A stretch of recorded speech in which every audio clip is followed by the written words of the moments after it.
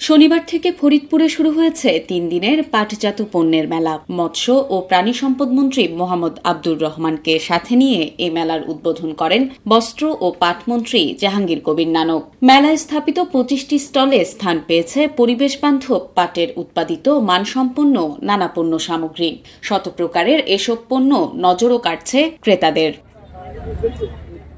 ক্রেতাদের দাবি, পাটের পণ্যগুলো মানসম্পন্ন হওয়া সত্ত্বেও জেলা উপজেলার বিপণী বিতানগুলোতে সহজলভ্য নয়। তবে পাটের উৎপাদিত সামগ্রী দর্শনীয় ও আরও বেশি আকর্ষণীয় করার পাশাপাশি নিত্য ব্যবহার্য দ্রব্য তৈরি ও সহজলভ্য করার দাবি তাদের। একই সঙ্গে মূল্য কমানোর দাবিও করেন ক্রেতারা।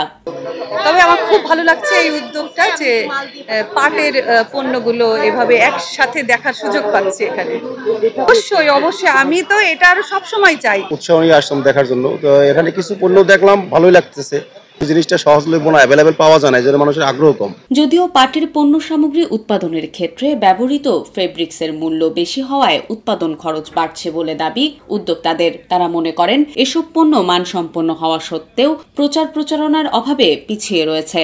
তাই প্রদর্শনীর মাধ্যমে দেশি বিদেশি ক্রেতাদের আকৃষ্ট করতে পারলেই কেবল এ শিল্প ঘুরে দাঁড়াতে পারে বলে মনে করেন তারা। এছাড়া এ শিল্পের সহজলভ্যতা নিশ্চিত করতে জেলা উপজেলার প্রতিটি বাজারে নির্দিষ্ট স্থানে দোকান বরাদ্দ দিয়ে নিয়মিত প্রদর্শনীর ব্যবস্থা করার দাবি তাদের। পণ্যগুলো আমার খুব পছন্দ হলো, যা নাকি এটা কোথাও পাওয়া যায় না আর কি। মোটামুটি এই জায়গায় আমি মেলায় আমি পেলাম, আমি 2টা পণ্য আমি কিনলাম। এই মেলাটা একটা ভালো উদ্যোগ। আমরা আসলে সচরাচর মার্কেটে আমরা এই পণ্যগুলো দেখতে পাই না বা কেনার সুযোগ হয় না। মেলার মাধ্যমে আমরা এগুলো দেখতে পাচ্ছি এবং প্রয়োজনীয় নিত্য প্রয়োজনীয় অনেক কিছু আমরা এখান থেকে কিনতে পারছি। প্রচারের জন্য আসি, বিক্রি যাই হোক, বিক্রি যেমনই হোক, বিক্রির জন্য না, কিন্তু মূলত হচ্ছে আসল কথা হচ্ছে আমরা প্রচারের জন্য আসি। আমাদের মেলায় আসার উদ্দেশ্য হয়েছে আমাদের পাবলিকের সাথে রিলেশনটা তৈরি করা। বিভিন্ন অর্ডারগুলো আমরা সাধারণত মেলা থেকেই পেয়ে থাকি। আমরা গত বছরও মেলা করেছি, অম্বিকা হলে আমরা করছিলাম।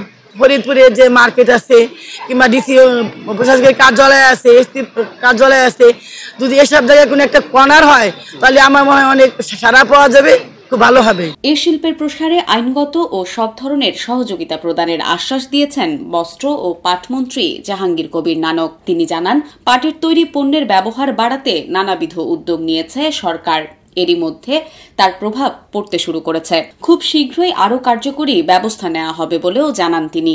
পণ্যের পাটজাতকরণের বাধ্যতামূলক ব্যবহার বিধিমালা 2013 এবং পাট আইন 2017 প্রণয়ন করেছে।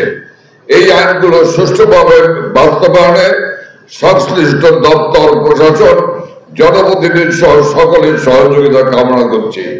পণ্যের পাটজাতকরণের বাধ্যতামূলক ব্যবহার আইন 2010 বাস্তবায়নের ফলে দেশের অভ্যন্তরে প্রতি বছর 150 কোটি পাটের বস্তার চাহিদা সৃষ্টি হয়েছে।